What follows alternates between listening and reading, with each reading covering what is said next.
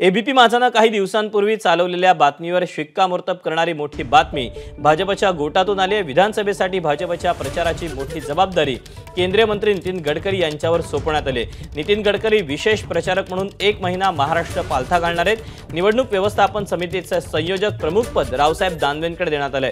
गडकरी, फडणवीस, बावनकुळे, रावसाहेब दानवेंवर विशेष जबाबदारी सोपवण्यात आली आहे। तर विधानसभा प्रचारासाठी भाजपनं हे मेगा प्लॅनिंग केल्याचं समजतंय। भाजपच्या प्रचाराचं नेतृत्व कोणाकडे दिले आपण जाणून घेऊया। नितीन गडकरी, देवेंद्र फडणवीस, चंद्रशेखर बावनकुळे आणि रावसाहेब दानवे या चौघांकडे प्रामुख्याने प्रचाराचं नेतृत्व असणार आहे।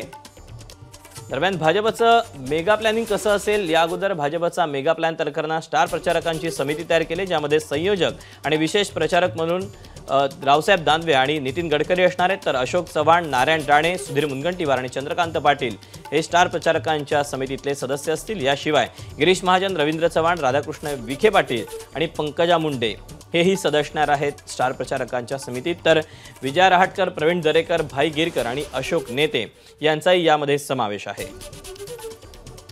तर अतुल सावे, संजय कुटे आणि जयकुमार रावल हे सदस्य असणार आहेत। याशिवाय रक्षा खडसे आणि मुरलीधर मोहोळ यांचा देखील या यादीत समावेश झाला आहे। एबीपी माझा, उघडा डोळे बघा नीट।